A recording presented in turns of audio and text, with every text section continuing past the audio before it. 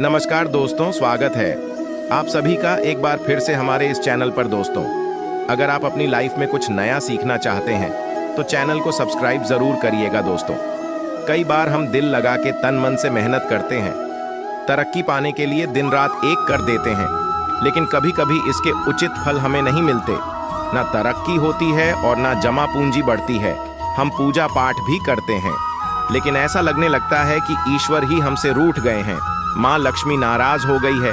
हम किस्मत को कोसने लगते हैं, ग्रहों को दोष देते हैं, लेकिन हमें पक्का मालूम नहीं होता कि ऐसी स्थिति आने का कारण क्या है, किस ग्रह के दोष के कारण ऐसा हो रहा है, किसकी उपासना करें, क्या उपाय करें। दोस्तों, ऐसी स्थिति आपकी तब होती है जब गुरु का प्रभाव आपके जीवन पर बहुत ज्यादा हो। अगर कुंडली में गुरु ग्रह कमजोर हो या नीच का हो तो आप लाख कोशिशें करें, आप कभी सफल इंसान नहीं बनेंगे। आपकी आर्थिक स्थिति कमजोर ही रहेगी। ऐसे में बृहस्पति के उपाय करने चाहिए। ग्रहों में गुरु ग्रह को सबसे बड़ा और प्रभावशाली माना जाता है। अगर कुंडली में गुरु ग्रह उच्च भाव में और मजबूत होता है तो इंसान बहुत उन्नति करता है। गुरु ग्रह को ज्योतिष में सुख, वैभव, धन, वैवाहिक जीवन, संतान और भाग्य का कारक ग्रह माना गया है। कुंडली में अगर गुरु ग्रह की दशा कमजोर है तो जातक के जीवन में विद्यामान सम्मान की सदैव कमी रहती है।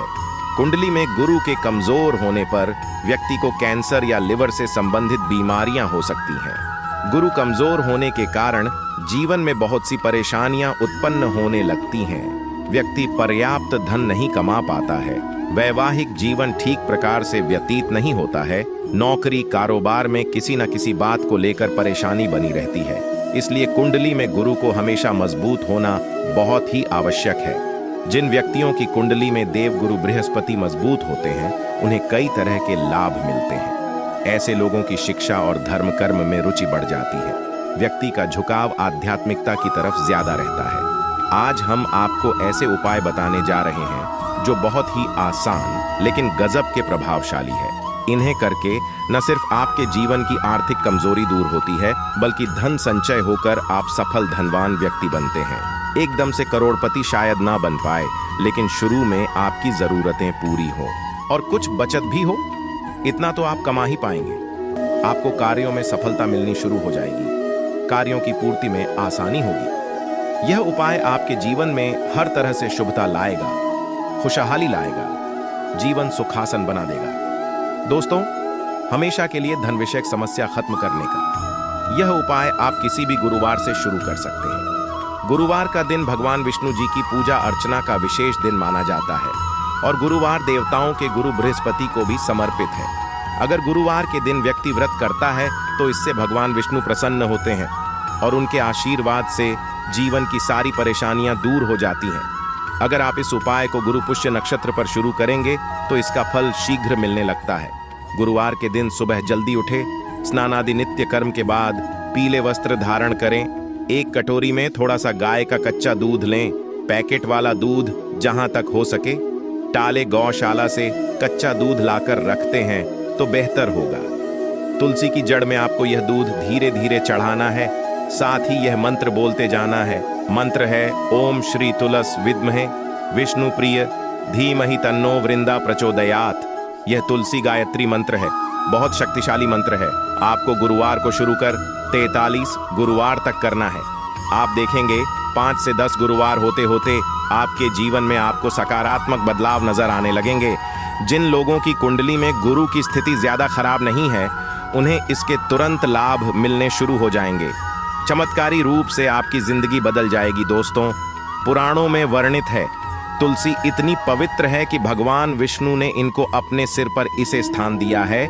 बिना तुलसी पत्र के वे भोग भी ग्रहण नहीं करते हैं। तुलसी को विष्णु प्रिया माना जाता है।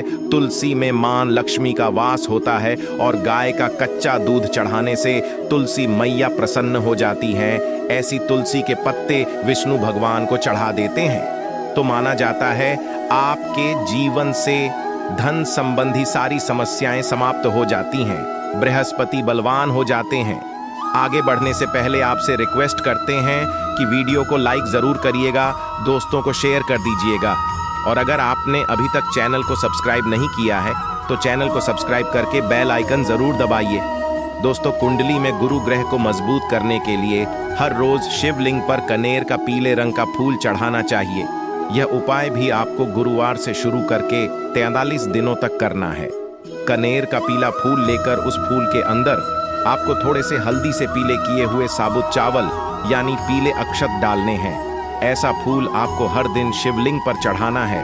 फूल चढ़ाते समय आपको गुरु के मंत्र का जाप करना है। मंत्र है ओम ग्राम ग्रीम ग्रम सह गुरुवे नमः, या फिर आप ओम ब्रूम बृहस्पतये नमः, इस मंत्र का भी जाप कर सकते हैं। दोस्तों, इस उपाय से भगवान शिव की कृपा से गुरु जनित अशुभ प्रभाव आपके जीवन से समाप्त होने लगते हैं। बृहस्पति प्रसन्न होकर आपको आपकी मेहनत का उचित फल देने लगते हैं। धन यश कीर्ति मिलती है। दाम्पत्य जीवन सुखमय होता है। आपको साधारण सफल इंसान बनने से कोई नहीं रोक सकता। दोस्तों, सफलता पाना धन पाना, इसके लिए हम जितने प्रयत्न करते हैं उतना ही महत्वपूर्ण है। उस सफलता को, साधन संपत्ति को बरकरार रखना, उसमें बढ़ोतरी लाना, इसके लिए ऐसे उपाय शुभ कर्म हमें नित्य करने होते हैं। ऐसे कामों में कोई ज्यादा वक्त नहीं जाता।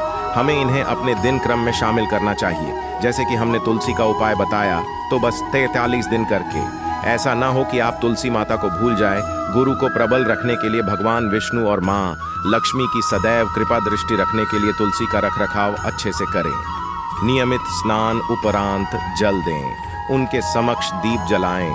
इसके भी कुछ नियम हमारे धर्म पुराणों में बताए गए हैं। लोगों में असमंजस रहती है कि कब तुलसी को जल नहीं देना चाहिए, कब तुलसी पत्र तोड़ने की मनाही है, कब तुलसी को स्पर्श ना करें। चलिए इसके बारे में आपको विस्तृत जानकारी देते हैं। दोस्तों, रविवार का दिन भगवान विष्णु का सर्वाधिक प्रिय दिन माना जाता है और तुलसी विष्णु प्रिया मानी जाती है। इसलिए मान्यता है कि इस दिन तुलसी माता विष्णु भगवान के साथ होती है। विष्णु भक्त होने की वजह से रविवार को तुलसी माता उनकी भक्ति में लीन रहती है, तो उनकी तपस्या भंग ना हो, इसलिए रविवार के दिन तुलसी में पानी नहीं देना चाहिए। रविवार के दिन तुलसी के पौधे के नीचे आपको दिया भी नहीं जलाना है, ना तुलसी के पत्ते तोड़ने हैं। इसके अलावा मंगलवार और शुक्रवार के दिन भी तुलसी पत्र नहीं तोड़े जाते। साथ ही एकादशी, द्वादशी तिथि, अमावस्या और पूर्णिमा, इन तिथियों में भी तुलसी पत्र नहीं तोड़ने चाहिए। तुलसी के पत्ते हमेशा सुबह के समय तोड़े, शाम के समय ना तोड़े। शास्त्रों में बताया गया है कि तुलसी दल को वैधृति और व्यथिपात, इन दो योगों में नहीं तोड़ना चाहिए। तुलसी को संक्रांति के दिन और घर में जब किसी का जन्म हो और जब तक नवजात का नामकरण ना हो तब तक तुलसी पत्र नहीं तोड़ने चाहिए। घर में जब किसी की मृत्यु हो जाए उस दिन से लेकर 13वीं तक तुलसी का पत्र नहीं तोड़ना चाहिए। सूर्योदय और सूर्यास्त के समय में तुलसी दल तोड़ना वर्जित बताया गया है। तुलसी का पत्ता बिना स्नान किए या फिर अशुद्ध हाथ से नहीं तोड़ना चाहिए। पूजन में ऐसे पत्ते भगवान द्वारा स्वीकार नहीं किए जाते। तुलसी पत्र कभी भी चाकू, कैंची या फिर नाखून से ना तोड़े। तुलसी का एक एक पत्ता ना तोड़कर पत्तियों के साथ उसके अग्रभाग को तोड़ लेना चाहिए। और हमेशा जब भी तुलसी आप तोड़े तब चुटकी बजा करके आपको तोड़नी चाहिए और बोलना चाहिए कि चलो तुलसी मैया, आपको विष्णु भगवान बुला रहे हैं। शास्त्रों में बताया गया है कि तुलसी के ऊपर मंजरी आ जाए तो उसे तोड़कर भगवान विष्णु को चढ़ा देनी चाहिए। ऐसा करने से तुलसी भी प्रसन्न होती है। तुलसी की मंजरी सभी फूलों से बढ़कर मानी जाती है, लेकिन ध्यान रहे कि मंजरी तोड़ते समय पत्तियों का रहना भी आवश्यक है। मंजरी को भगवान विष्णु को चढ़ाने से मोक्ष की प्राप्ति होती है।